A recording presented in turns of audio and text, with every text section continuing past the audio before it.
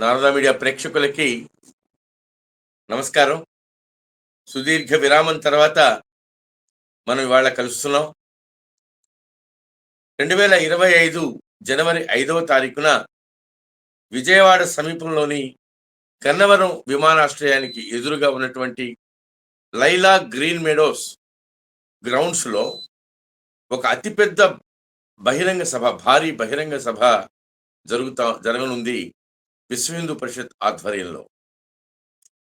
ఈ కార్యక్రమంలో, ఈ బహిరంగ సభలో దాదాపుగా 5 లక్షల మంది హిందూ బంధువులు పాల్గొనున్నారు. ఆ సందర్భంగా అసలు ఈ హైందవ శంఖారావ కార్యక్రమం, బహిరంగ సభ ఉద్దేశం ఏమిటి, ఏ ఉద్దేశంతో విశ్వ హిందూ పరిషత్ వాళ్ళు ఈ కార్యక్రమాన్ని చేపట్టారు, అట్లాగే వాళ్ళ యొక్క భవిష్యత్ కార్యాచరణ ఏమిటి, హిందూ సమాజం ఎదుర్కొంటున్నటువంటి సమస్యలేంటి, వాటికి విశ్వ హిందూ పరిషత్ సూచిస్తున్నటువంటి లేదా వాళ్ళు పరిష్కారాల కోసం చేస్తున్నటువంటి ప్రయత్నాలు ఏంటి అనేటువంటి విషయాల్ని మనకు వివరించడానికి శ్రీ తనికెళ్ళ రవికుమార్ గారు, విశ్వ హిందూ పరిషత్ ఆంధ్రప్రదేశ్ రాష్ట్ర ప్రధాన కార్యదర్శి వారు ఇవాళ మనతో ఉన్నారు. వారు ఈ హైందవ శంఖారావానికి సంబంధించినటువంటి వివరాల్ని, దానికోసం వాళ్ళు చేస్తున్నటువంటి ప్రయత్నాల్ని, అలాగే హిందూ సమాజం ఎదుర్కొంటున్నటువంటి సమస్యల విషయంలో విశ్వ హిందూ పరిషత్తు యొక్క స్టాండ్ ఏదైతే ఉందో వాటి వివరాల్ని మనకు అందించేటువంటి ప్రయత్నం వారు చేస్తారు. రవి గారు నమస్తే అండి. నమస్కారం అండి. సార్, చాలా కాలం తర్వాత కలిసాం. అవునవునండి. 2025 జనవరి 5వ తారీఖున గన్నవరం సమీపంలో కేసరపల్లిలో Laila meadows green meadows grounds లో హైందవ శంఖారావం పేరుతో ఒక పెద్ద భారీ బహిరంగ సభ జరగనున్నదనేటువంటి విషయం తెలిసింది. అయితే ఈ హైందవ శంఖారావం యొక్క ఉద్దేశం ఏమిటి, ఏ ఉద్దేశంతో విశ్వ హిందూ పరిషత్ వాళ్ళు ఈ హైందవ శంఖారావాన్ని యోజన చేశారు, తెలుసుకోవచ్చా? తప్పనిసరిగానండి.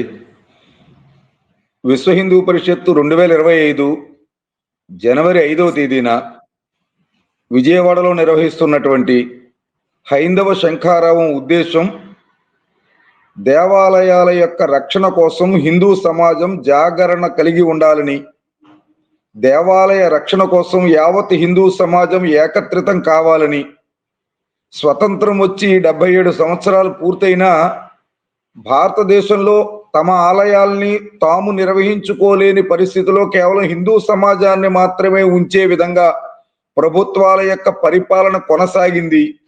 దీని నుంచి హిందూ సమాజాన్ని, హిందూ దేవాలయాల్ని కాపాడుకోవాలని, ఈ అంశం యావత్ హిందూ సమాజం ముందు ఆవిష్కరింపజేయడం కోసం, దీనికోసం జాతీయ స్థాయిలో ఏర్పాటు చేయబడినటువంటి కార్యక్రమంలో భాగంగా మొట్టమొదట ఆంధ్రప్రదేశ్ నుంచి దేవాలయాల స్వయం ప్రతిపత్తి మహోద్యమానికి శ్రీకారం చుడుతూ విశ్వ హిందూ పరిషత్ కేంద్రీయ పెద్దలు తీసుకున్న నిర్ణయం ప్రకారం మొదటి బహిరంగ సభ మన ఆంధ్రప్రదేశ్లో విజయవాటికలో గన్నవరం సమీపంలో కేసరిపల్లి వద్ద ఉన్నటువంటి ఎస్ఎల్వి లైలా గ్రీన్ మెడోస్ మైదాన ప్రాంతంలో ఈ కార్యక్రమాన్ని నిర్వహించడం జరుగుతోంది. ఇది కేవలం హిందూ దేవాలయాల్ని హిందూ సమాజం రక్షించుకోవడంలో కార్యోన్ముఖుల్ని చేయడం, భాగస్వాముల్ని చేయడం, కర్తవ్యాన్ని వాళ్ళు గుర్తించి దేవాలయ విముక్తి మహోద్యమంలో ప్రతి ఒక్క హిందువు పాల్గొనేలా జాగరణ కలిగించడమే ఈ హైందవ శంఖారావ కార్యక్రమం యొక్క ఉద్దేశం. అయితే గత ప్రభుత్వ హయాంలోనే ఈ రాష్ట్రంలో అనేక చోట్ల దేవాలయాలపైన దాడులు జరిగాయి, రథాల దహనం జరిగింది, దేవీ దేవతల విగ్రహాల యొక్క విధ్వంసం జరిగింది. ఆ 5 సంవత్సరాల కాలంలో విశ్వ హిందూ పరిషత్ ఎప్పుడు కూడా ఇంత పెద్ద ఎత్తున ఒక కార్యక్రమాన్ని నిర్వహించినట్టు కానీ, నిరసన కార్యక్రమాలు చేపట్టినట్టు కానీ పెద్దగా అనిపించలేదు. అయితే ఇప్పుడు ఈ కొత్త ప్రభుత్వం కొలువైనటువంటి ఈ సందర్భంలో ఎందుకు విశ్వ హిందూ పరిషత్ ఈ హైందవ శంఖారావ సభని యోజన చేసింది? విశ్వ హిందూ పరిషత్ కార్యక్రమం విశ్వవ్యాప్తమైందండి. ఇది ఒక ఆంధ్రప్రదేశ్కు పరిమితమైన కార్యక్రమం కాదు. ప్రపంచంలో 23 దేశాల్లో శాఖలు, కమిటీల ద్వారా విశ్వ హిందూ పరిషత్ యొక్క నిర్వహణ విశ్వవ్యాప్తంగా జరుగుతోంది. అందులో భాగంగా విశ్వ హిందూ పరిషత్ తీసుకునే కార్యక్రమము స్థానికంగా ఏ ప్రభుత్వం ఉంది అనేది చూసి తీసుకునే కార్యక్రమం కాదు. ఆ సందర్భము, ఆ సమస్య యొక్క తీవ్రతని దృష్టిలో పెట్టుకుని కార్యక్రమం యొక్క యోజన చేస్తారు కేంద్రీయ పెద్దలు. అయితే మీరు అన్నట్టు గత ప్రభుత్వంలో దాడులు జరిగాయి, అప్పుడు కార్యక్రమం తీసుకోలేదు అని. కాబట్టి కార్యక్రమం అప్పుడు తీసుకున్నామండి. అంతర్వేది రథం దగ్ధమైనప్పుడు విశ్వ హిందూ పరిషత్ చెలో అంతర్వేది పిలుపునిచ్చింది. సుమారుగా 7 నుంచి 10,000 మంది అన్ని నిర్బంధాలని దాటుకుని అంతర్వేది చేరుకున్నాము. అక్కడ జరిగినటువంటి బహిరంగ సభలో విశ్వ హిందూ పరిషత్తు అడ్రస్ చేయడం జరిగింది. విశ్వ హిందూ పరిషత్తో పాటు అనేక ధార్మిక సంస్థలు కూడా ఈ కార్యక్రమంలో భాగస్వాములయ్యారు. అందరము కలిపి ప్రభుత్వం మీద ఒత్తిడి తీసుకురావడం జరిగింది.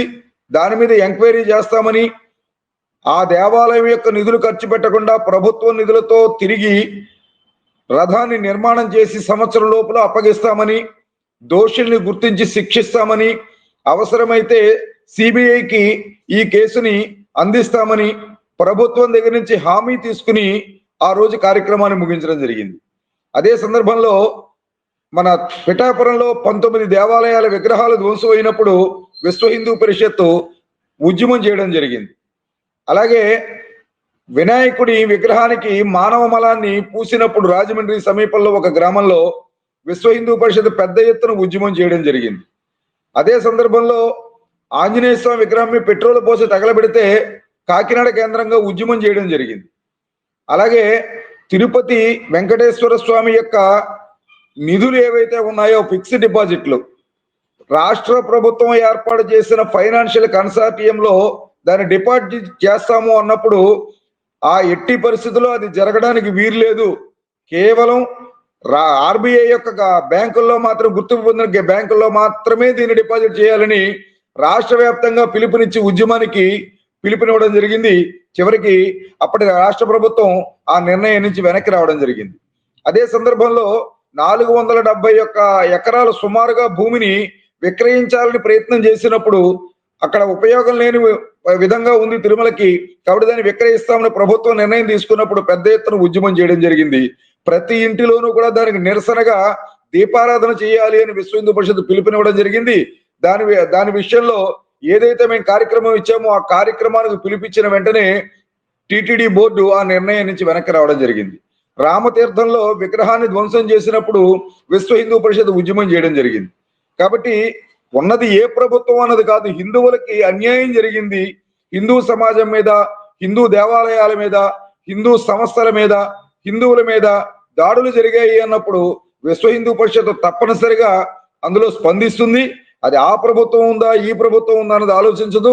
మీకు తెలుసు, అయోధ్యలో 1992 డిసెంబర్ 6న రాష్ట్ర ప్రభుత్వం, అప్పటి రాష్ట్ర ప్రభుత్వం హిందూ ధార్మిక భావన కలిగిన రాష్ట్ర ప్రభుత్వం ఉన్నప్పటికీ, అక్కడ కళ్యాణ్ సింగ్ గారు ముఖ్యమంత్రిగా ఉన్నప్పటికీ అయోధ్య కోసం కరసేవ ఇచ్చి అన్ని అవరోధాలని దాటుకుని రాష్ట్ర ప్రభుత్వం మీద పోరాటం చేసి ఆ రోజుని కరసేవను పూర్తి చేయడం జరిగింది. కాబట్టి ప్రభుత్వమా సమస్య అన్నప్పుడు అది ఏ ప్రభుత్వం అన్నది చూడము, సమస్యని మాత్రమే దృష్టిలో పెట్టుకుని ఉద్యమం చేస్తాం. ప్రపంచవ్యాప్తంగా ఉన్నటువంటి హిందూ బంధువులందరికీ కూడా ఆరాధ్య దైవం తిరుమల శ్రీ బాలాజీ. ఆయనకు సంబంధించిన ప్రసాదం అంటే అది చాలా పవిత్రమైనది, అపురూపమైంది భక్తులందరికీ. అలాంటి ప్రసాదం అపవిత్రమైంది అనేటువంటి వార్త వచ్చింది. ఈ వార్తని విశ్వ హిందూ పరిషత్ విశ్వసిస్తా ఉందా? విశ్వసిస్తూ ఉంటే దీనిపైన ఈ విషయంలో విశ్వ హిందూ పరిషత్ యొక్క స్టాండ్ ఏమిటి? కోట్లాది హిందువుల యొక్క మనోభావాలకు సంబంధించినటువంటి అత్యంత సున్నితమైన విషయం. దీన్ని విశ్వ హిందూ పరిషత్ ఎలా చూస్తుంది?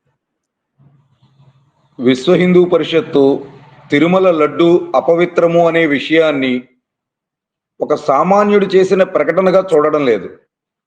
ఒక రాష్ట్రాన్ని పరిపాలిస్తున్నటువంటి గౌరవనీయులైనటువంటి ముఖ్యమంత్రి వర్యులు చేసిన ప్రకటన ఇది. కాబట్టి హిందూ సమాజం దీన్ని ఏ విధంగా స్వీకరించింది అన్నది ముందు విశ్వ హిందూ పరిషత్ పరిగణలోకి తీసుకుంటుంది. అది ఆంధ్రప్రదేశ్లోనే కాకుండా యావత్ భారతదేశంలోనూ విశ్వవ్యాప్తంగా ఉన్నటువంటి హిందువులు, శ్రీ వెంకటేశ్వరుని యొక్క భక్తులు అందరూ కూడా ఆవేదనకు గురయ్యారు. యావత్ హిందూ సమాజము ఆవేదనకు గురైంది. చాలా బాధను వ్యక్తీకరించారు. వారి మనస్సులు ధార్మికంగా గాయపడ్డాయి.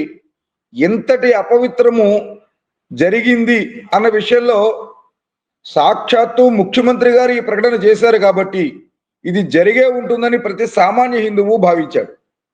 ఆ సందర్భంలో యావత్ హిందూ సమాజానికి ప్రతినిధిగా ఉన్నటువంటి విశ్వ హిందూ పరిషత్తు యావత్ హిందూ సమాజం యొక్క భావాన్ని స్వీకరిస్తుంది. అదే సందర్భంలో ప్రభుత్వాన్ని చాలా స్పష్టంగా కోరాం.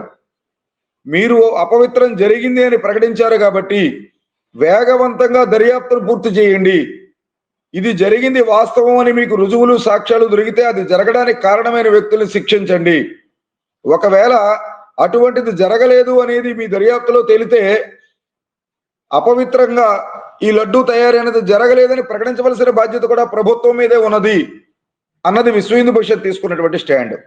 కాబట్టి దర్యాప్తు అనేది కొనసాగడానికి కొంత సమయం పడుతుంది. నిజం నిగ్గు తేలడానికి సమయం ప్రభుత్వం తీసుకోవాలి. కాబట్టి ఇవాళ ప్రకటన చేశారు కాబట్టి రేపు ప్రొద్దుటే దీని మీద నిర్ణయం తీసుకోండి, శిక్షించండి అని విశ్వ హిందూ పరిషత్ కోరలేదు. సాధ్యమైనంత వేగంగా దీని మీద దర్యాప్తు చేయండి. ఇది జరిగింది వాస్తవం అంటే ఎంత పెద్దలైనా సరే శిక్షణ గురి చేయండి. ఒకవేళ ఇది జరగలేదంటే అది హిందూ సమాజానికి ఊరటవుతుంది. ఆ ప్రకటన హిందూ సమాజము జరిగితే చేసిన వాళ్ళని శిక్షించాలని కోరుకోలేదు, జరగకుండా ఉండుంటే బాగుండేది అని హిందూ సమాజం కోరుకుంది. విశ్వ హిందూ పరిషత్ కూడా అదే కోరుకుంటున్నది. కాబట్టి జరగకుండా ఉండాలి అని కోరుకుంటోంది. ఒకవేళ జరిగితే మాత్రం చర్యలు తీవ్రంగా ఉండాలని కోరుకుంటోంది. తిరుమల లడ్డూ విషయంలో అపవిత్రం జరగడం అనేది అలా జరగకుండా ఉంటే బాగుంటుంది. ప్రతి హిందువు యొక్క మనోభీష్టం అదే. అలా జరగకుండా ఉంటే బాగుంటుంది అనేది ప్రతి ఒక్కరి యొక్క ఆకాంక్ష. అయితే ఇప్పుడు హైందవ శంఖారావం అనే ఈ కార్యక్రమాన్ని మనం రూపొందించుకోవడానికి, విశ్వ హిందూ పరిషత్ రూపొందించడానికి ప్రధానమైనటువంటి కారణం దేవాలయాల యొక్క స్వయం సమృద్ధి, దేవాలయాల యొక్క స్వయం ప్రతిపత్తి సాధన లక్ష్యంగా ఇది జరుగుతున్నటువంటి పరిస్థితి. మీరు చెప్పారు ఇందాక ఆ విషయాన్ని. అయితే ప్రభుత్వ అధీనం నుంచి దేవాలయాలను నిజంగా విముక్తం చేస్తే ఈ దేవాలయాల నిర్వహణకి ప్రైవేటు వ్యక్తులు లేదా ఇప్పుడున్నటువంటి ధార్మిక సంస్థలు ఇవి నిజంగా సరిపోతాయా? నిర్వహించగలవా? నిర్వహించడానికి తగినటువంటి శక్తి సామర్థ్యాలు వాటి దగ్గర ఉన్నాయా? అలా సాధ్యమవుతుందంటారా? లేదు దానికి సంబంధించి మీ దగ్గర ఏమన్నా ఒక ప్రత్యేకమైనటువంటి కార్యాచరణ ఏదన్నా ఉందా? వ్యూహం ఏమన్నా ఉందా? ఇందులో 3 అంశాలు మనం చర్చించుకోవాలండి. ఒకటి, హిందూ దేవాలయాల్ని ఒకవేళ స్వయం ప్రతిపత్తి కలిగిస్తే హిందువులు నిర్వహించుకోగలరా అన్నది ఒక ప్రశ్న. రెండవది, దానికి సంబంధించిన ఏదైనా ప్రణాళిక మీ దగ్గర ఉన్నదా? రెండవ ప్రశ్న. మూడవది, నేను వేస్తున్నాను ప్రశ్న. 1987లో దేవాలయాలను స్వీకరించిన రాష్ట్ర ప్రభుత్వం దేవాలయాలను ఏమైనా ఉద్ధరించిందా? ఆంధ్రప్రదేశ్లో దేవాలయాలకు సంబంధించిన ఎండోమెంట్ భూములు 27,000 ఎకరాలు సుమారుగా ఉమ్మడి ఆంధ్రప్రదేశ్లో అన్యాక్రాంతం అయిపోయాయి. దేవాలయ భూములు అనేక వందల ఎకరాల్ని ప్రభుత్వం స్వయంగా తీసుకుని ప్రజా సౌకర్యాల కోసం కోర్టులు కోరిన, హైకోర్టులు సుప్రీంకోర్టులు కోరినా కూడా వాటికి నష్టపరిహారం ఎండోమెంట్ డిపార్ట్మెంట్కి దేవాలయాలకి జమ చేయలేదు. అదే సందర్భంలో దేవాలయ భూములు కౌలుకు చేస్తున్న వాళ్ళ దగ్గర నుంచి కౌలు వసూలు చేయలేకపోతోంది. కొన్ని చోట్ల కౌలుకు చేస్తున్న వాళ్ళు వాళ్ళ పేరుతో దేవాలయ భూముల్ని ఆన్లైన్ చేసుకుని పట్టాలు పొందుతున్నారు. మరికొన్ని చోట్ల దేవాలయం యొక్క ఆదాయం దుర్వినియోగం అవుతున్నది. దేవాలయానికి వచ్చినటువంటి ఆదాయము ధార్మిక ప్రచారానికి ఎండోమెంట్ ఖర్చు పెట్టడం లేదు. దేవాలయాల్ని ప్రభుత్వము ఎండోమెంటు ఏ ఉద్దేశంతో నిర్వహిస్తోందో వాళ్లే స్వయంగా ప్రకటిస్తున్నారు. దేవ ఆదాయము, ధర్మ ఆదాయము, దేవాదాయ ధర్మాదాయ. కాబట్టి ఆదాయం మాధ్యమంగా ఎండోమెంట్ డిపార్ట్మెంట్ నిర్వహిస్తున్నారు తప్ప ఒక ధార్మికత ఆధారంగా ఒక మతానికి సంబంధించినటువంటి ప్రార్థనా మందిరము అన్న భావన ఆ పాలనలో ఇక్కడ కనిపించడం లేదు. కాబట్టి హిందూ దేవాలయాలు హిందువులకు అప్పగించమని అడుగుతున్నాం. సెక్యులర్ ప్రభుత్వం అని చెప్పుకుంటున్నాం. సెక్యులర్ ప్రభుత్వంలో ఒక మతానికి సంబంధించిన దేవాలయాల్ని ప్రభుత్వం నిర్వహించకూడదు. ప్రభుత్వం సెక్యులర్ అయినప్పుడు ఆ మత దేవాలయాల నిర్వహణలో కూడా సెక్యులర్ భావాలను చొప్పించే ప్రమాదం ఉంది. అదే చూస్తున్నాం ఇప్పుడు. ఇవాళ దేవాలయ వ్యవస్థ నిర్వీర్యం అవుతున్నది. దేవాలయంలో ఉండవలసిన ఆస్తుల్ని కాపాడలేకపోతున్నారు, దేవాలయ భూముల్ని రక్షించలేకపోతున్నారు, దేవాలయ యొక్క సంపదలు కొల్లగొట్టబడుతున్నాయి, దేవాలయాల్లో అన్యమత ఉద్యోగులు చేరుతున్నారు, ట్రస్ట్ బోర్డులు రాజకీయ పునరావాస కేంద్రాలు అయిపోతున్నాయి, దేవాలయం యొక్క ఆభరణాలు మాయమైపోతున్నాయి, దేవాలయాల యొక్క ఎఫ్డీలు కరిగిపోతున్నాయి. ఈ పరిస్థితుల్లో దేవాలయాలను ఇంకా ఎండోమెంట్ ద్వారా ప్రభుత్వం నిర్వహించడం హిందువులకు ద్రోహం చేయడమే అవుతుంది అని విశ్వ పరిషత్ భావిస్తోంది. ఇక రెండో వైపు, హిందువులు వీటిని నిర్వహించుకోగలరా? దేవాలయం యొక్క స్వయం ప్రతిపత్తి అన్న ప్రతిసారి కూడా ఇదే ప్రశ్నను తెర మీదకు తీసుకొచ్చి హిందువులు నిర్వహించుకోలేని సమాధానపరిచి హిందూ సమాజాన్ని వెనక్కి తగ్గేలా చేయడం అనేది ఒక ఆనవాయితీగా మారింది. ఉదాహరణకి సోమనాథ్ దేవాలయాన్ని హిందువులే నిర్వహించుకుంటున్నారు, వాళ్ళే నిర్మించుకున్నారు, ప్రభుత్వం డబ్బుతో కట్టింది కాదు అది. అయోధ్య దేవాలయాన్ని హిందువులే నిర్మించుకున్నారు, హిందువులే నిర్వహించుకుంటున్నారు, ప్రభుత్వం నిర్వహించడం లేదు. వైభవంగా ప్రపంచం ఆశ్చర్యపోయే విధంగా అయోధ్య దేవాలయ నిర్వహణ జరుగుతోంది. అలాగే అనేక మంది హిందువులు ఒక ట్రస్ట్ గానో కమిటీగానో ఏర్పడి ఎంత వైభవంగా దేవాలయాల్ని ధార్మిక భావనతో నిష్ఠతో నిర్వహిస్తున్న దేవాలయాలు భారతదేశంలో చాలా ఉన్నాయి. అనేక మంది మఠాధిపతులు, పీఠాధిపతులు, ధర్మాచార్యులు వారి వారి మఠాల ద్వారా, ఆశ్రమాల ద్వారా, పీఠాల ద్వారా వైభవంగా దేవాలయాలు నిర్వహిస్తున్నారు. మన చిన్నజీయర్ స్వామీజీ వారు 108 దేవాలయాలు ఒకే ప్రదేశంలో సమతామూర్తి విగ్రహం దగ్గర, రామానుజాచార్యుల వారి విగ్రహం దగ్గర ఏర్పాటు చేసి ప్రపంచం ఆశ్చర్యపోయే విధంగా చక్కటిగా నిర్వహణ చేస్తున్నారు. గణపతి సచ్చిదానంద స్వామి, ఇలా అనేక మంది స్వామీజీలు దేవాలయాన్ని తమ పీఠంలో నిర్మాణం చేసి నిర్వహణ చేస్తున్నారు. కాకినాడ వెళ్తే శ్రీపీఠం గొప్ప ఆలయం నిర్వహణ చేస్తోంది.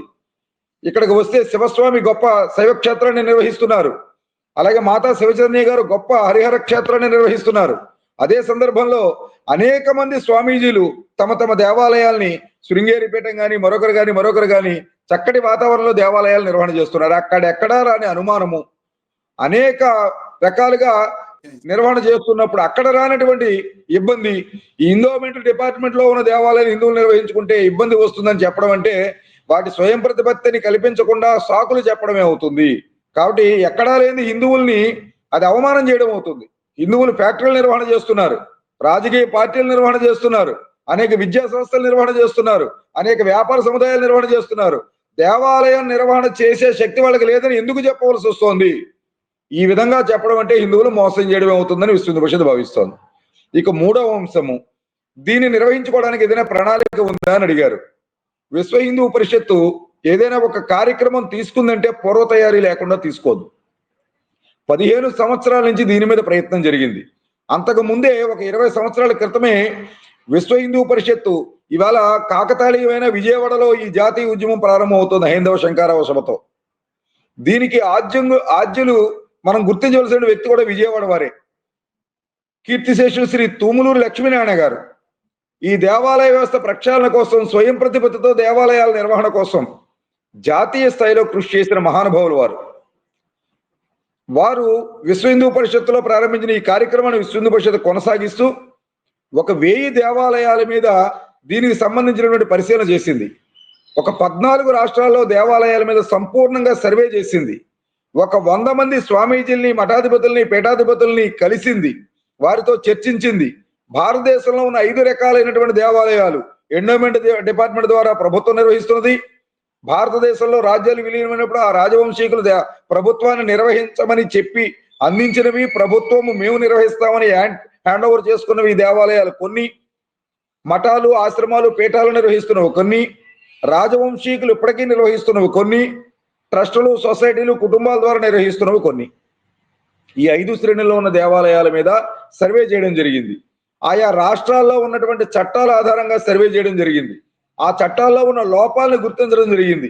ఏ విధంగా చట్ట సవరణ చేస్తే హిందూ దేవాలయాలు స్వయం ప్రతిపత్తితో తాము నిర్వహించుకోగలుగుతారు అనే దాని మీద పూర్తి అవగాహనతో ఒక ముసాయిదా డ్రాఫ్ట్ ను తయారు చేసి బిల్లు కోసము ఆయా రాష్ట్రాల్లో ఉన్న చట్టాల ఆధారంగా వీటిని తయారు చేసి మన రాష్ట్రంలో ఏ విధమైన మార్పులు చేస్తే ఈ దేవాలయ వ్యవస్థ రక్షించబడుతుంది అనే విషయము. ఇది దేవాలయము ఒక డిపార్ట్మెంట్ కాదు, హిందువుల యొక్క శ్రద్ధా కేంద్రం, హిందువుల యొక్క సామాజిక సంస్కార కేంద్రం, అది ధార్మిక కేంద్రం. ఇది రక్షించకపోతే ప్రభుత్వానికి కాదు నష్టం, హిందువులకు, సమాజానికి నష్టం, హిందువులకు నష్టం. కాబట్టి దీన్ని ఏ విధంగా మార్పు చేసి హిందువులకు అప్పగించాలనే విషయంలో ఆంధ్రప్రదేశ్ ప్రభుత్వం కూడా తీసుకోవాల్సిన చర్యలు, చట్ట సవరణకు సంబంధించిన ఒక ముసాయిదాని తయారు చేసి ఈ ఉద్యమాన్ని, ఈ సభని నిర్వహించడానికి ముందే మన ఆంధ్రప్రదేశ్ రాష్ట్ర ముఖ్యమంత్రి వర్యులు శ్రీ నారా చంద్రబాబు నాయుడు గారికి స్వయంగా కేంద్రీయ అధికారులు వచ్చి ఈ డ్రాఫ్ట్, ముసాయిదా డ్రాఫ్ట్ ఏదిందో వారికి ఇచ్చి దీన్ని పరిశీలించండి, తదనుగుణంగా మీరు ఈ ఆంధ్రప్రదేశ్ లో ఎండోమెంట్ యాక్ట్ సవరణ చేయండి, స్వయం ప్రతిపత్తి కలిగినటువంటి ధార్మిక సంస్థకి అప్పగించి హిందువులే నేరుగా దేవాలయాలు నిర్వహించుకునే విధంగా మీరు అప్పగించండి అని ముసాయిదా డ్రాఫ్ట్ కూడా ఇచ్చింది అని చెప్పంటే ఖచ్చితమైన పూర్వ తయారీతో ఈ డ్రాఫ్ట్ తయారు చేయబడింది. ఈ ప్రణాళికాబద్ధంగానే ఈ కార్యక్రమ నిర్వహణ ప్రారంభించబడిందని గుర్తించాలి. సో హిందూ దేవాలయాల నిర్వహణకు సంబంధించినటువంటి శక్తి సామర్థ్యాలు హిందూ సమాజానికి ఉన్నాయి. ఆ రకమైనటువంటి దృష్టాంతాలు అనేకం ఉన్నాయి. దేశవ్యాప్తంగా అనేక చోట్ల హిందూ దేవాలయాల యొక్క నిర్వహణ స్వతంత్ర సంస్థల అధీనంలో, కమిటీల అధీనంలో, దేవాలయ కమిటీల అధీనంలో నడుస్తూ ఉంది సక్సెస్ఫుల్ గా అనేటువంటి విషయాన్ని మీరు వెల్లడించారు. అట్లాగే మన రాష్ట్రంలో హిందూ దేవాలయాల నిర్వహణకు ఏ విధంగా ఈ స్వయం ప్రతిపత్తి కలిగినటువంటి సంస్థల ఆధారంగా ఎలా నిర్వహించవచ్చు అనే విషయం పైన మాకు స్పష్టత ఉంది. దానికి కావాల్సిన స్పష్టమైనటువంటి విధి విధానాలను మేము రూపొందించడం జరిగింది. దాన్ని రాష్ట్ర ప్రభుత్వానికి నివేదించడం కూడా జరిగింది అనే విషయాన్ని మీరు చెప్పారు. అయితే మీరు దేవాలయాలలో ప్రస్తుతం అనేక సమస్యల్ని మీరు ప్రస్తావించారు. దాంతో పాటుగా మనం అనుకున్నాం, ఇంతకుముందు కూడా అనుకున్నాం, దేవాలయాలపైన దాడులు జరిగాయి, భక్తులపైన దాడులు జరుగుతున్నాయి, సమాజంలో ఉన్నటువంటి అనేక వర్గాలపైన దాడులు జరుగుతున్నాయి, హిందువుల యొక్క విశ్వాసాలపైన దాడులు జరుగుతున్నాయి.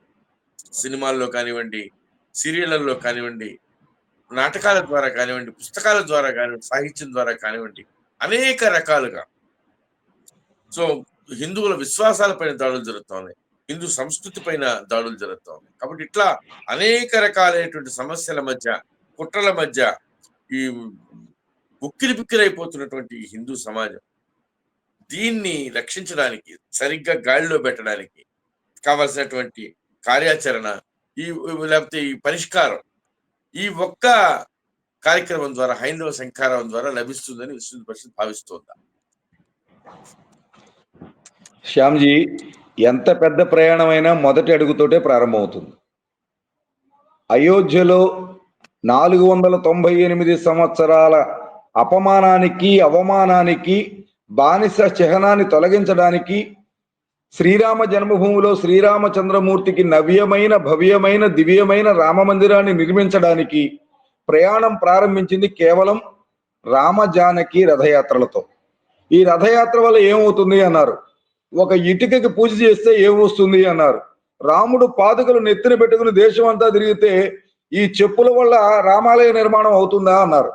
రామజ్యోతి రథయాత్రలు చేస్తే ఈ జ్యోతి అయోధ్య నుంచి వచ్చిందేనా అన్నారు. కాబట్టి ప్రారంభంలో సంశయాలు ఉంటాయి, కానీ ఒక్క రథయాత్రతో ప్రారంభమైన రామ జన్మభూమి ఉద్యమం సంపూర్ణమైన విజయాన్ని సాధించింది.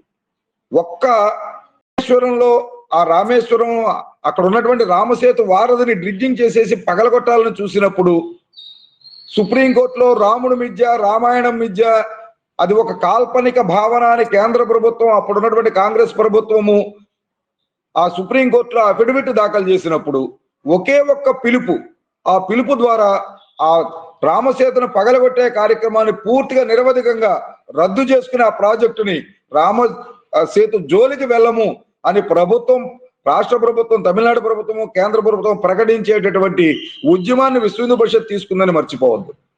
అదే సందర్భంలో అమర్నాథ్ భూముల్ని 100 ఎకరాల భూములు వెనక్కి తీసుకుని యాత్రకి ఆటంకం కలిగించే విధంగా జమ్మూ కాశ్మీర్ ప్రభుత్వం నిర్ణయం తీసుకున్నప్పుడు ఒక్క పిలుపు చక్కా జాము, ఒక్క పిలుపు నేషనల్ హైవేస్ దిగ్బంధనం కార్యక్రమాన్ని విశ్వ హిందూ పరిషత్ తీసుకున్న తర్వాత వెంటనే ప్రభుత్వం దిగి వచ్చి ఆ అమర్నాథ్ భూములు తిరిగి మళ్ళీ ఆలయానికి ఇచ్చిన సంఘటన మనం మర్చిపోవద్దు. ఇందాక కూడా నేను ప్రస్తావనలో చేశాను, 471 ఎకరాల తిరుమల భూములు వేలం పాటలు వేయాలనుకున్నప్పుడు ఎఫ్డీల్ని స్టేట్ గవర్నమెంట్ కన్సార్టియంలో, ఫైనాన్స్ కన్సార్టియంలో డిపాజిట్ చేస్తామన్నప్పుడు తీసుకున్నటువంటి ఉద్యమం కారణంగా అవి నిలుపుదల చేయడం జరిగింది. కాబట్టి ఈవేళ ఈ కార్యక్రమం ప్రారంభం మాత్రమే, దీనిని జనజాగరణ కార్యక్రమంగా కూడా నిర్వహిస్తున్నామన్న విషయం మర్చిపోవద్దు. ఒకటి, ఎంతమందిని విజయవాడకి తీసుకొస్తాము? 2 లక్షల మంది 3 లక్షల మంది వస్తారు. అంతకు మించి తీసుకొస్తే అక్కడ కూడా ఏర్పాట్లు కష్టం అవుతాయి. కాబట్టి ఆ 2 లక్షల మందికే తెలియజేస్తున్నామా మేము ఈ ఉద్యమం ద్వారా? 25 లక్షల కుటుంబాలకు తెలియజేస్తున్నాం. ప్రతి కుటుంబం దగ్గరికి వెళ్తున్నారు విశ్వ హిందూ పరిషత్ కార్యకర్తలు. కాబట్టి అయ్యో ఈ హైందవ శంకారం ఉద్యమం ఎందుకు చేయవలసి వచ్చిందో చెబుతున్నారు. ప్రతి ఒక్కరిని కలుస్తున్నారు. వాళ్ళ చేత ఈ కార్యక్రమానికి మేము మద్దతు ఇస్తున్నామని ఆన్లైన్ లో లింక్ ద్వారా వారి పేర్లు నమోదు చేయిస్తున్నారు. 25 లక్షల కుటుంబాలకి ఈ కార్యక్రమం తెలియజేయడం ద్వారా మనము మన దేవాలయాలను రక్షించుకోలేకపోతే భవిష్యత్తులో హిందుత్వం నిలబడదు. కాబట్టి ముప్పేట దాడి జరుగుతున్నది. ఒకవైపున ఎడారి విధర్మీయ మతాలు ఈ హిందుత్వాన్ని నాశనం చేయాలని ప్రయత్నం చేస్తుంటే, ప్రభుత్వాలు హిందువుల్ని చూసి చూడనట్టు వదిలేస్తుంటే, దేవాలయ వ్యవస్థ ఛిద్రమైపోతుంటే హిందూ సమాజాన్ని కాపాడే వాళ్ళు లేకుండా పోతారు. కాబట్టి మనం ఆఫ్ఘనిస్తాన్ లో జరిగింది, బంగ్లాదేశ్ లో జరిగింది, పాకిస్తాన్ లో జరిగింది, భారత్ లో జరగకుండా ఉండాలి అంటే మనం నిలబడాలి, అవసరమైతే కలబడాలి. ఈ దేవాలయాల యొక్క స్వయం ప్రతిపత్తి కోసం అందరూ ముందుకు రకాలి, నడుం కట్టి హైందవ శంకారావంలో పాల్గొవాలని చెప్పడం వెనకాల ఉద్దేశం హిందూ జాగరణ. కాబట్టి ఇది వచ్చిన రోజుని అన్ని సమస్యలకి పరిష్కారం వస్తుంది. కాబట్టి ఏదైతే యాంటీబయాటిక్ అన్ని రోగాలకి ప్రధానమైందో, ఇవాళ హిందూ దేవాలయాల స్వయం ప్రతిపత్తి కోసం భారతదేశంలో అన్ని ప్రభుత్వాలు నిర్ణయానికి ఇది ఒక టానిక్ లాగా, యాంటీబయాటిక్ లాగా హైందవ మహాసభ, హైందవ శంకారావ సభ ఉపయోగపడుతుందని విశ్వ హిందూ పరిషత్ భావిస్తాం. కాబట్టి హిందూ సమాజం ఎదుర్కొంటున్నటువంటి అన్ని సమస్యలకి విశ్వ హిందూ పరిషత్తు అతి త్వరలో పరిష్కారం చూపబోతోంది అనుకోవచ్చా? సమాజం అతి త్వరలో నిలబడి తమ సమస్యల పరిష్కారాన్ని అవి సాధిస్తాయి, పరిష్కరించుకుంటాయి. కాబట్టి నా కాళ్ళ మీద నువ్వు పడే కన్నా నీ కాళ్ళ మీద నువ్వు నిలబడనే గురువుని ఆశ్రయించమన్నారు. విశ్వ హిందూ పరిషత్ యొక్క జయం అదే. విశ్వ హిందూ పరిషత్ వచ్చి చేస్తుంది, సంఘం వచ్చి చేస్తుంది, మరొక ధార్మిక సంస్థ వచ్చి చేస్తుంది. ఇది అవసరమే, కానీ నేనెందుకు చేయకూడదు?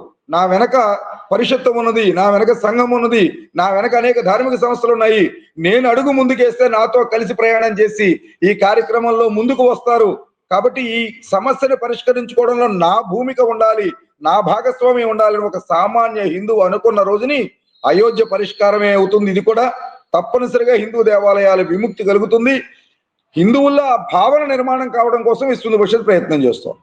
ఇవాళ దేశవ్యాప్తంగా చూసుకున్నట్టయితే మత మార్పులు జరుగుతున్నటువంటి రాష్ట్రాల్లో అతిపెద్ద రాష్ట్రం, అంటే ఎక్కువగా మత మార్పులు జరుగుతున్నటువంటి రాష్ట్రాల్లో ఆంధ్రప్రదేశ్ కూడా ఒకటి ఉంది ప్రధానంగా. కాబట్టి ఈ విషయంలో మత మార్పులను అరికట్టే విషయంలో విశ్వ హిందూ పరిషత్తు ఎలాంటి చర్యలు ఉపక్రమించబోతాం? ఇవి కూడా 3 కోణాల్లో చేస్తున్నామండి. ఒకటి, జాగరణ ప్రజల్లో కలిగించడం. మత మార్పిడి వల్ల వచ్చే ప్రమాదం ఏమిటో ఇవాళ దక్షిణాఫ్రికాలో టుటో ఒక మాట చెప్పిన విషయం మనం గుర్తుంచుకోవాలి. 50 సంవత్సరాల క్రితం తెల్లవాళ్ళు దక్షిణాఫ్రికాలోకి వచ్చినప్పుడు భూమి మొత్తం దక్షిణాఫ్రికా భూమి మొత్తం ఆ దేశ పౌరుల చేతుల్లో ఉంది. ఒక్క మత గ్రంథాలు, క్రైస్తవుల యొక్క మత గ్రంథం బైబిల్ మాత్రం ఆ వచ్చినటువంటి తెల్లవాళ్ళ చేతిలో ఉంది. 50 సంవత్సరాల తర్వాత వెనక్కి తిరిగి చూసుకుంటే దక్షిణాఫ్రికాలో ఉన్న ప్రజల చేతిలోకి బైబిల్ వచ్చింది. దక్షిణాఫ్రికా భూమి మొత్తం తెల్లవాళ్ళ చేతిలోకి వెళ్ళిపోయింది. కాబట్టి ఈ ఉదాహరణ ప్రజలకు తెలియజేస్తున్నాం మేము. కాబట్టి మత మార్పిడి అనేది ఒక దేశ భద్రతకి, సార్వభౌమాధికారానికి సంబంధించిన విషయం కూడా. కాబట్టి ఇది ప్రజలు గుర్తించాలి.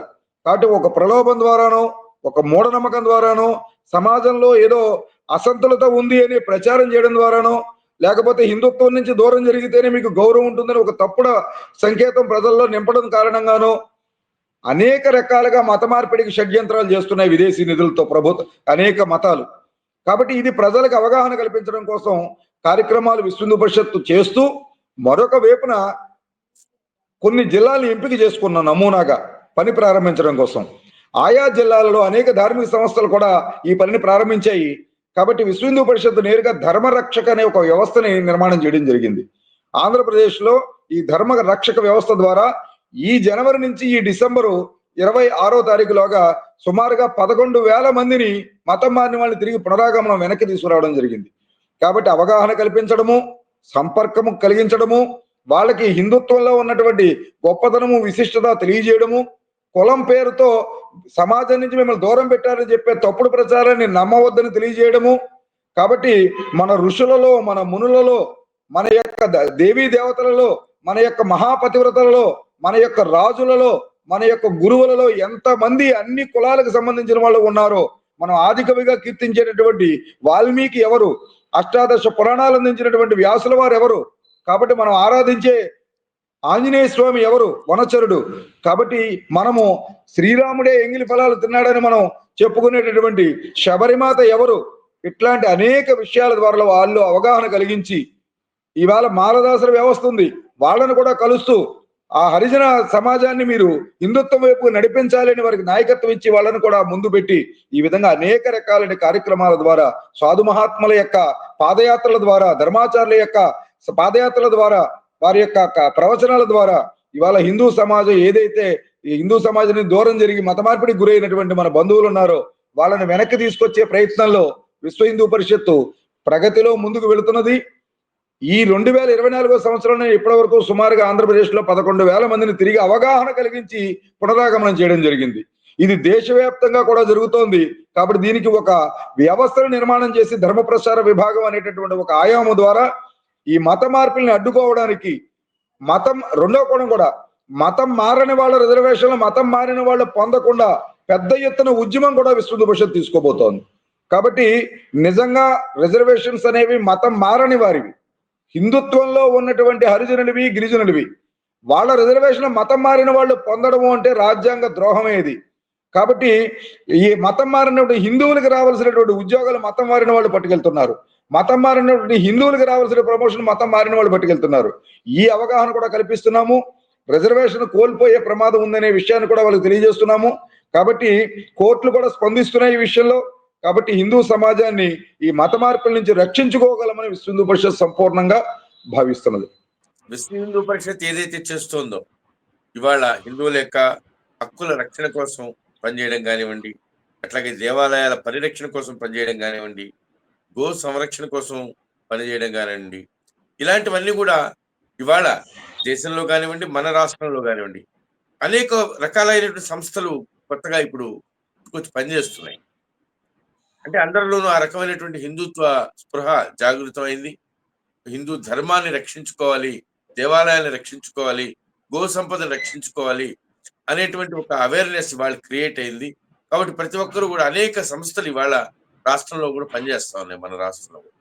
కాబట్టి ఇవాళ పెద్ద సభ హిందూ సమాజానికి సంబంధించినటువంటి హైందవ శంకరావ సభని నిర్వహించుకోబోతున్నటువంటి ఈ తరుణంలో ఈ సంస్థలను కూడా ఏమైనా కలుపుకుపోయేటువంటి ప్రయత్నం విశ్వ హిందూ పరిషత్ వైపు నుంచి ఏమైనా జరుగుతూ ఉందా? చేస్తుంటే ఎలాంటి ప్రయత్నాలు చేస్తున్నారు? తప్పనిసరిగా జరుగుతోందండి. అనేక ధార్మిక సంస్థలకు సంబంధించిన పెద్దలు అనేక దశాబ్దాలుగా ఈ హిందుత్వాన్ని కాపాడుకోవడం కోసం మన ఆంధ్రప్రదేశ్ లో కృషి చేస్తున్న ఎందరో మహానుభావులు ఉన్నారు. అదే సందర్భంలో ఈ కార్యక్రమం ఉదాహరణకి రాముడు సీతమ్మ తల్లిని చరణించి, రావణాసురుడు చరణించి తీసుకురావడం కోసం నలుడు, నీలుడు, జాంబవంతుడు, అంగదుడు, హనుమంతుడు అందరూ కలిస్తేనే ఆ రాముడు ఆ రావణాసురుడి నుంచి సీతమ్మ తల్లిని వెనక్కి తీసుకొచ్చే కార్యక్రమం ముగిసింది. అలాగే కేవలం అర్జునుడు ఒక్కడికి గీత చెప్పినప్పటికీ కూడా శ్రీకృష్ణ పరమాత్ముడు 18 అక్షేణుల సైన్యము యుద్ధం చేస్తేనే ఆ కౌరవ దుర్మార్గమైనటువంటి పాలన అంతమైంది. ఆ విధంగా ఈవేళ హిందుత్వానికి ద్రోహం చేసే శక్తుల్ని అడ్డుకోవడానికి అన్ని ధార్మిక సంస్థలు సమిష్టిగా పనిచేయాలని విశ్వ హిందూ పరిషత్ భావిస్తోంది. కాబట్టి యావత్ హిందూ సమాజము అంటే అన్ని ధార్మిక సంస్థల యొక్క సమూహంతో విశ్వ హిందూ పరిషత్ ఉన్నది. కాబట్టి ఆ విషయంలో అన్ని ధార్మిక సంస్థల్ని మేము ఆహ్వానిస్తున్నాము. ఈవేళ నారద న్యూస్ ఛానల్ ద్వారా కూడా మేము సవినయంగా చేతులెత్తి అన్ని ధార్మిక సంస్థల పెద్దల్ని కూడా ఈ హైందవ శంకరావ సభలో పాల్గొనండి, భుజం భుజం కలిపితేనే ఈ ధర్మాన్ని మనం కాపాడుకోగలుగుతాము అని వాళ్ళకు కూడా తెలియజేస్తున్నాము. మన కార్యకర్తలు జిల్లాలో ఉన్నటువంటి అన్ని ధార్మిక సంస్థల పెద్దల్ని కూడా కలుస్తున్నారు. ఇంటికి ఒక పువ్వు అయితే భగవంతుడికి ఒక మాల అవుతుంది. కలిస్తేనే మన పెద్దలు చెప్పినట్టు గడ్డి పరకలు వేరుపడితే గట్టితనమే ముందురా, కలసి ఇంటిగా మారితే అది గజమునే బంధించురా అన్నారు. కాబట్టి అన్ని ధార్మిక సంస్థలు పెనవేసుకొని ఒక బంధం ఏర్పాటు చేసుకుని తద్వారా ఈ దేశాన్ని, ఈ ధర్మాన్ని కాపాడేటటువంటి ప్రక్రియలో భాగమైన ఈ దేవాలయ విముక్తి పోరాటంలో అందరినీ కలుపుని వెళ్తాము, అందరూ కలిసి వెళ్తాము. ఒక సుదృఢమైన శక్తిగా ఈ లక్ష్యాన్ని సాధించడం కోసం ప్రయత్నం చేస్తాము. హైందవ శంకరావ సభకి అందరినీ రమ్మనమని మరొక్కసారి మీ ద్వారా కూడా, ఈ ఛానల్ ద్వారా కూడా నేను ఆహ్వానిస్తున్నాను.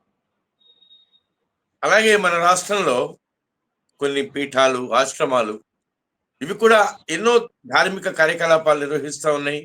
ఎన్నో చోట్ల సేవా కార్యక్రమాలు నిర్వహిస్తున్నాయి. స్కూల్స్ నిర్వహిస్తున్నాయి. హాస్పిటల్స్ నిర్వహిస్తున్నాయి. వేద పాఠశాలలు నిర్వహిస్తున్నాయి. అట్లా ఎన్నో ధార్మిక కార్యక్రమాల యొక్క విస్తృతికి అవి కూడా దోహదపడతా ఉన్నాయి. కాబట్టి పీఠాలు, ఆశ్రమాలకు సంబంధించినటువంటి సాధు సన్యాసుల్ని కూడా ఈ కార్యక్రమానికి మనం ఆహ్వానించుకోవాల్సిన అవసరం ఉంది. ఈ దృష్ట్యా ఏదైనా ప్రయత్నం జరుగుతుందా విశ్వ హిందూ పరిషత్ వైపు నుంచి?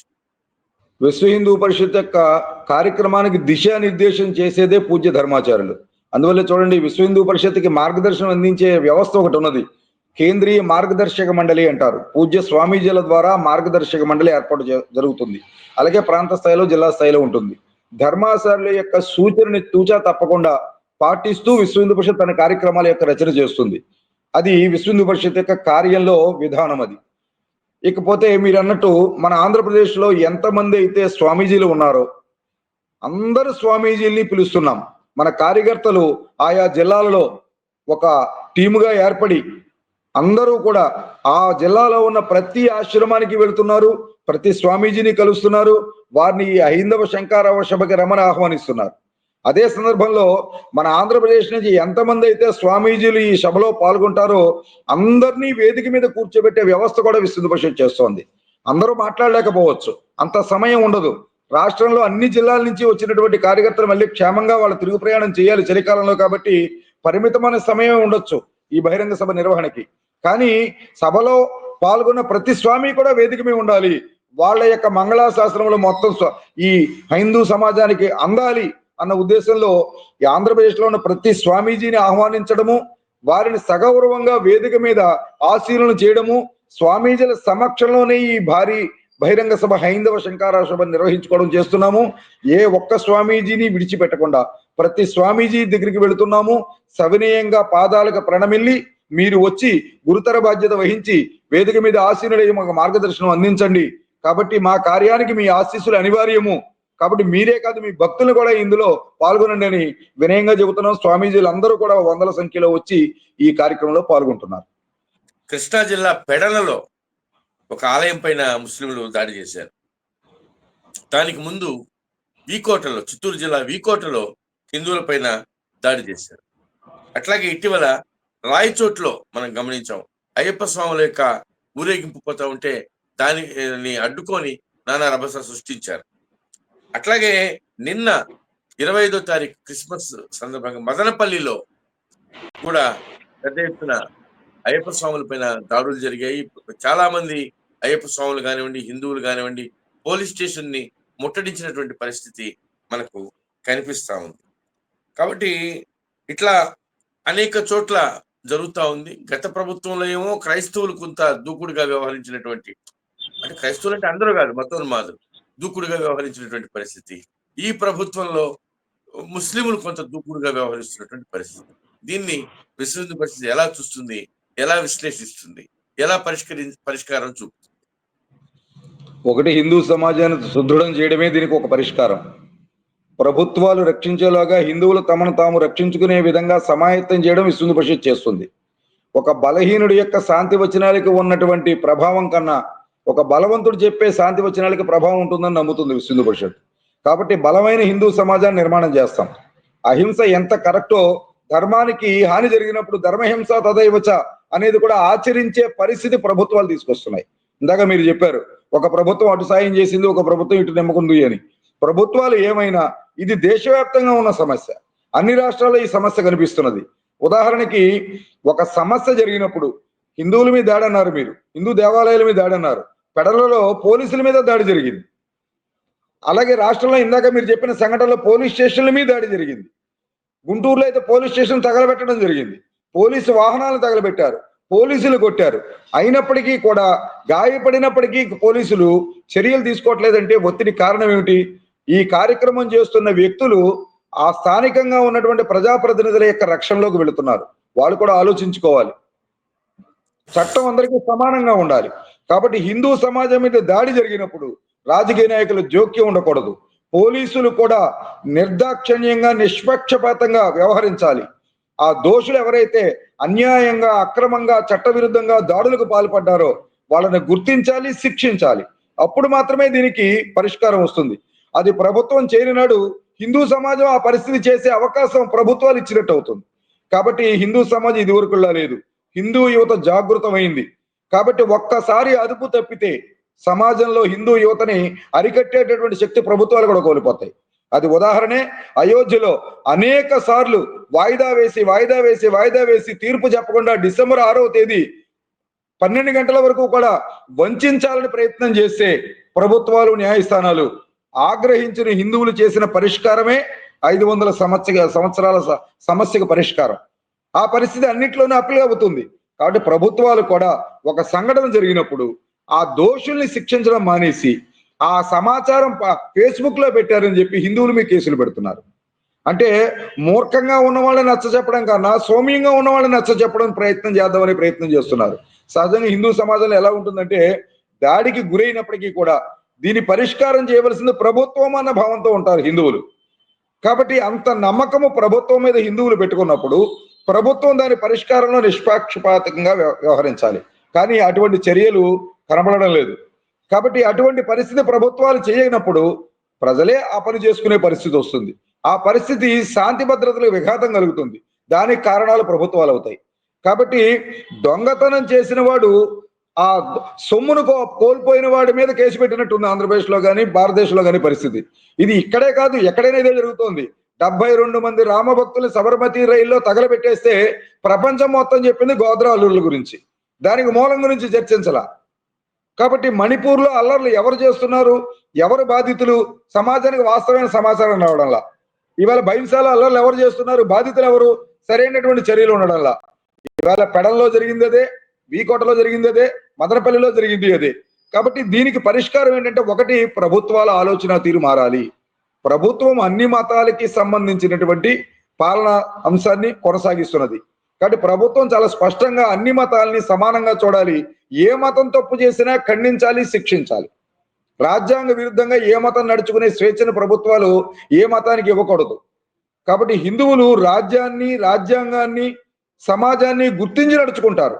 కాబట్టి హిందువుల యొక్క మత గ్రంథాల్లో ఎక్కడ కూడా పక్కవాడిని చంపేయి పొడి చేయి అనేది ఎక్కడ ఉండదు. కానీ ఈ అల్లర్లకి ఈ అశాంతికి కారణం ఏమిటంటే ఆయా మత గ్రంథాల్లో నీ మతాన్ని ఆచరించేవాడు, నీ దైవాన్ని అనుసరించిన వాడు నీకు సైతాను కాఫీర్లు కొట్టి చంపడం, కత్తులతో పొడవడం పవిత్ర కార్యమో, రాళ్లతో కొట్టి చంపడం పవిత్ర కార్యం అని ప్రచారం చేస్తున్నారు. కాబట్టి ఇది కూడా ఈ సమాజంలో ఈ అసంతృతకు కారణం అవుతున్నది.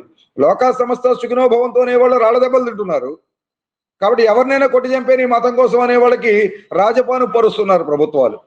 కాబట్టి ఎక్కడ ఈ ఇందాక మీరు చెప్పిన ప్రదేశాలు అన్ని చోట్ల కూడా దాడికి గురైన హిందూ సమాజం మీద కేసులు పెట్టారు. దీనికి అంతం పలకాలి. కాబట్టి ప్రభుత్వం కనుక ఈ రకంగా చర్యలు తీసుకోకపోతే హిందువులే ఆ చర్యలు తీసుకుంటారు అనేది తెలియజేయడం కోసం ఈ హైందవ శంకరావ సభ జరుగుతున్నది.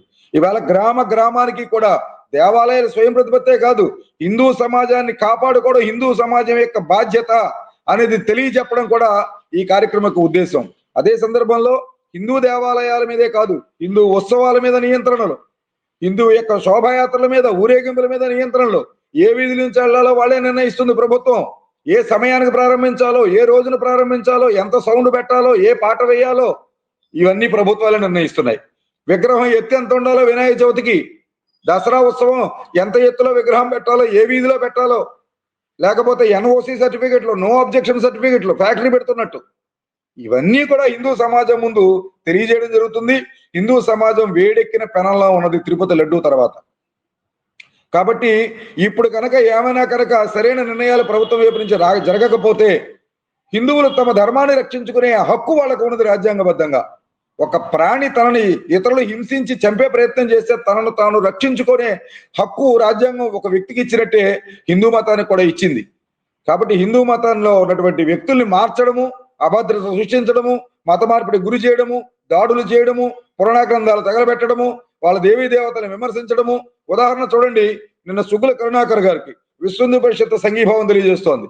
ఆయన ఒక మాట అన్నారని అరెస్టు చేసినప్పుడు ఆయన ఆ మాట అనడానికి కారణమైన పాస్టర్ గారు ఒరే శివుడు ఇలా రా అని పిలిచాను అని పరమేశ్వరుణ్ణి ఆయన సంబోధించి మాట్లాడడం కరెక్టా? అమ్మవారిని ఒసే అని పిలవడం కరెక్టా? విఘ్నేశ్వరుణ్ణి యారా ఓరే అని మాట్లాడడం కరెక్టా? కాబట్టి ఈవేళ చర్యలు తీసుకోవాల్సి వస్తే హిందువుల మీద తీసుకున్నారు. సుగ్గిరి కరుణాకర్ గారి మీద చర్య తీసుకున్నప్పుడు, శివశక్తి సంస్థకు సంబంధించినటువంటి వ్యవస్థాపకుల మీద చర్య తీసుకున్నప్పుడు అసలు ఆయన మాట్లాడడానికి కారణమైన వ్యక్తి ఎందుకు చర్యలు తీసుకోలేదు? కాబట్టి అది ముందు గుర్తించాలి. పెడనలో అల్లర్లు చేసినప్పుడు 500 మంది ఏ గ్రామాల నుంచి వచ్చారు, రాళ్ళు ఎక్కడ ఏరుకొచ్చారు, సీసీ ఫుటేజ్ల ఆధారంగా వాళ్ళ మీద చర్యలు తీసుకోవడం మానేసి ఎందుకు వినాయకుడి మండపం ముందు గుడి ముందు జెండాలు కట్టారు, ఎందుకు పోలీసులు కొట్టారు, ఎందుకు రాళ్లు విసిరారు, దీన్ని వదిలిపెట్టి ఆ మీడియాలో ఒక పోస్ట్ పెట్టారని చెప్పి 23 మందిని పోలీస్ స్టేషన్ పిలిచి వాళ్ళని మానసికంగా వేదన గురి చేశారని చెప్పంటే ప్రభుత్వాల యొక్క ఆలోచన తీరులు మారాలి. ఇవన్నీ జరిగిన తర్వాత హైందవ శంకరావ సభ అవసరం వచ్చింది. కాబట్టి ఇది ఇక్కడ కాదు, దేశవ్యాప్తంగా ఈ అవసరం వచ్చింది. బంగ్లాదేశ్ లో ఉన్న హిందువులను కాపాడుకోవడానికి అవసరం వచ్చింది. జమ్మూ కాశ్మీర్ లో ఉన్న హిందువులు కాపాడుకోవడానికి అవసరం వచ్చింది. బైన్సాలో ఉన్న హిందువులు కాపాడుకోవడానికి అవసరం వచ్చింది. పాతబస్తీలో ఉన్న హిందువులు కాపాడుకోవడానికి అవసరం వచ్చింది. బీహార్ లో ఉన్న హిందువులు కాపాడుకోవడానికి అవసరం వచ్చింది. కాబట్టి ఇది దేశవ్యాప్తమైన కార్యక్రమము. హిందూ సమాజాన్ని తట్టి లేపి తమని తాము రక్షించుకుని తమ దేవాలయాల్ని తాము రక్షించుకునే విధంగా ముందుకు నడిపించడమే ఈ హైందవ శంకరావం సభ యొక్క ఉద్దేశం. సో 2025 జనవరి 5వ తారీఖున విజయవాడ సమీపంలో ఉన్నటువంటి గన్నవరం విమానాశ్రయం ఎదురుగా ఉన్నటువంటి లైలా గ్రీన్ మెడోస్ గ్రౌండ్స్ లో జరగనున్నటువంటి హైందవ శంకరావ సభకి హిందూ సమాజాన్ని స్వాగతిస్తూ మీరు ఏ రకంగా వినతి చేయాలనుకుంటున్నారు? హిందూ బంధువులందరికీ కూడా విశ్వ హిందూ పరిషత్ తరపు నుంచి ఒక విజ్ఞప్తి చేస్తున్నాం. స్వతంత్రం వచ్చి 77 సంవత్సరాలైనా హిందువులు ఇంకా పూర్తి స్వతంత్రాన్ని పొందలేదు. భారతదేశాన్ని స్వతంత్రం తెచ్చుకోవడం కోసం ఎన్నో బలిదానాలు చేశారు. ఎంతో మంది ఉరికంబాలు ఎక్కారు హిందువులు. ఎంతో మంది తుపాకీ తోటాలకు బలైపోయారు. ఎంతో మంది తమ ఊపిరి పూలని ఉరికంబాల మీద విడిచిపెట్టారు. కారణం ఈ దేశానికి స్వతంత్రం రావాలని. స్వతంత్రం అనేది ఒక అధికార మార్పిడి కోసము, వికేంద్రీకరణ కోసం రావాలని కోరుకోవాలా. మన ప్రతి హిందువుకి కొన్ని శ్రద్ధా కేంద్రాలు ఉన్నాయి. దేవాలయము, అలాగే గోవులు, పురాణ గ్రంథాలు, మాతృమూర్తులు, భారత భూభాగమైనటువంటి భారతమాత భూమి. కాబట్టి ఈ 5 శ్రద్ధా కేంద్రాలు, వీటిని రక్షించుకోవడం కోసమే మనం దేశ స్వతంత్రం కోసం పోరాటం చేశాము. కాబట్టి ఇన్ని బలిదానాలు చేశాము, ఎంతమంది ప్రాణార్పణ చేశారు. కాబట్టి ఇన్ని చేసిన త్యాగాలు, బలిదానాలు ఇవన్నీ కూడా వృధా పోతూ ఉంటే ఇవాళ హిందూ సమాజం నిద్రాణంగా ఉండి దేవాలయాలు ఉన్నది కేవలం మన మొక్కులు తీర్చుకోవడం కోసం మాత్రమే అనే భావనకు విడిచిపెట్టి దేవాలయాల యొక్క పరిరక్షణ మన బాధ్యత, దేవాలయాలలో సేవ మన బాధ్యత, దేవాలయం కేంద్రంగా ధార్మిక ప్రచారం మన బాధ్యత, దేవాలయ ఆస్తుల్ని కాపాడుకోవడం మన బాధ్యత, దేవాలయాల్లో అన్యమతస్తుల్ని తొలగించడం మన బాధ్యత, దేవాలయ ట్రస్ట్ బోర్డులో రాజకీయ ప్రవేశాలు లేకుండా చూసుకోవడం మన బాధ్యత, దేవాలయ యొక్క ఆస్తుల్ని, నగల్ని కాపాడుకోవడం మన బాధ్యత, దేవాలయం వ్యాపార కేంద్రం కాకుండా చూసుకోవడం మన బాధ్యత. ఇది హిందూ సమాజం గుర్తించడం కోసమే హిందూ సమాజం దేవాలయాల విముక్తి తర్వాత స్వయం ప్రతిపత్తితో ఈ దేవాలయాల నిర్వహణకి సమాయత్తం అయ్యే విధంగా కావలసినటువంటి శిక్షణ కూడా సమాజంలో హిందువులకు అందించడమే ఈ హైందవ శంకరావం యొక్క ఉద్దేశము. కాబట్టి హిందూ సమాజము మనకున్నటువంటి సమయంలో ఒక్కరోజు కేటాయించండి, ఒక్కరోజు హిందుత్వం కోసం నిలబడండి, దేవాలయాల కోసం నిలబడండి, తరతమ భేదాలకి విడిచిపెట్టండి, వర్ణ వర్గ ప్రాంత పార్టీలకు అతీతంగా అందరము హిందువులం అనే భావంతో తరలిరండి. కాబట్టి హిందుత్వం ఉన్నప్పుడే ఈ దేశం సుభిక్షంగా ఉంటుంది. హిందువుల యొక్క సంక్షేమమే భారత సంక్షేమం, హిందువుల యొక్క చైతన్యమే భారత సంక్షేమం, భారత సంక్షేమమే విశ్వ కళ్యాణం. కాబట్టి ఇవాళ సమాజంలో ఉన్నటువంటి అనేక సమస్యలకి పరిష్కారం హిందువులు తమ దేవాలయాలు తమ చేతిలోకి తెచ్చుకున్న రోజుని ఈ సమాజంలో ఉన్న అన్ని సమస్యలకి పరిష్కారం వస్తుంది. స్వాభిమానం లేని హిందువులు తయారు చేస్తున్నారు, ఒక భక్తుడు తయారవుతున్నాడు, హిందుత్వాన్ని రక్షించుకునే ఒక సిపాయి తయారు కావడం లేదు. కాబట్టి వీటన్నిటికీ పరిష్కారము మన హిందూ దేవాలయాలను రక్షించుకోవడం కోసం ఒక్కరోజు కేటాయించండి. ఇది సమయము, ఈ సమయాన్ని వృధా చేయొద్దు. ఎంతో కష్టపడి ఈ కార్యక్రమాన్ని నిర్వహించుకుంటున్నాం. కాబట్టి దేశ విదేశాల్లో ఉన్న హిందువులు శుభాకాంక్షలు తెలియజేస్తున్నారు, ఎదురు చూస్తున్నారు ఇది సక్సెస్ కావాలని. కాబట్టి ప్రతి హిందువు ముందుకు రండి. అందరినీ ఈ వేదిక నుంచి ఆహ్వానం పలుకుతున్నాం. అందరికీ ఆహ్వానం అందకపోయి ఉండొచ్చు, మన వాళ్ళు కలిసిన కొంతమంది కలవలేకపోవచ్చు. కాబట్టి అందరినీ కలిశామని, దేవుని పెళ్లికి అందరూ పెద్దలమే. కాబట్టి హైందవ శంకరావ సభకి అందరూ అతిథులే. కాబట్టి అందరూ తప్పనిసరిగా రండి, ఈ శంఖారావ సభని విజయవంతం చేయండి, మన దేవాలయాల్ని కాపాడుకోండి. ఇది మేము హిందూ సమాజానికి ఇస్తున్నటువంటి పిలుపు. చాలా ధన్యవాదాలు రవి గారు. చక్కటి విషయాలను వివరించారు. హైందవ శంఖారావానికి హిందువులందరూ కూడా తరలి రావాల్సినటువంటి ఆవశ్యకతని చాలా చక్కగా ఎందుకు రావాలనేటువంటి విషయాన్ని కూడా మీరు చాలా చక్కగా వివరించారు. అదేవిధంగా మా నారద న్యూస్ తెలుగు వేదికగా ఇవాళ మీరు అందరినీ కూడా ఈ హైందవ శంఖారావ సభకి తరలి రావాల్సిందిగా స్వాగతించారు. ఆ రకమైనటువంటి అవకాశం మాకు లభించడం కూడా మా భాగ్యంగా నేను భావిస్తున్నాను ఇవాళ. ఎందుకంటే హిందూ సమాజాన్ని ఇంత పెద్ద భారీ బహిరంగ సభకి ఆహ్వానించడానికి ఇవాళ నారదా న్యూస్ తెలుగు వేదిక అయింది. ఇది ఒక సంతోషకరమైనటువంటి అంశం, మాకు గర్వించదగిన అంశం. దేశ రక్షణలో, దేశాన్ని రక్షించుకోవడంలో, జాతీయ భావాలతో ధర్మాన్ని కాపాడుకోవడంలో నారదా న్యూస్ ముందున్నది. కాబట్టి మీరు ఈ సభకు ముందు సమాజాన్ని సమాయత్తం చేసినట్టే సభ తర్వాత కూడా సభలో జరిగినటువంటి అంశాలను సమాజం ముందు కూడా ఆవిష్కరించాలని మిమ్మల్ని కూడా వినయంగా కోరుకుంటూ, మీ ద్వారా మరొక్కసారి అందరినీ మన దీక్ష దేవాలయ రక్ష అని అందరూ తరలి రండి. చెలో విజయవాడ. తప్పకుండా తప్పకుండా రవి గారు. అలాగే ఖచ్చితంగా మన యొక్క ఈ కృషిని ఈ ఈ మనం సుదీర్ఘంగా చేస్తున్నటువంటి కృషిని ఖచ్చితంగా కొనసాగిద్దాం. హైందవ శంఖారావం పూర్తయిన తర్వాత కూడా హైందవ శంఖారావం తాలూకు ఆ విషయాలు, వివరాలు కానివ్వండి, వార్తలు కానివ్వండి, వాటి ఆ స్ఫూర్తిని అట్లా మనం కొనసాగించి ముందుకు వెళ్ళేటట్టుగా మరింతగా హిందూ సమాజంలో చైతన్యాన్ని నింపడానికి మనం సాగిస్తున్నటువంటి నిరంతర కృషిని మరింతగా మనం కొనసాగించడానికి ఇక ముందు కూడా మన మన ఈ ప్రయత్నము, ఈ కృషి, ఈ సాధన ఇదంతా కూడా కొనసాగిస్తామని విన్నవించుకుంటూ ముగిస్తాను. భారత్ మాతా కీ జై. జై శ్రీరామ్. భారత్ మాతా కీ జై.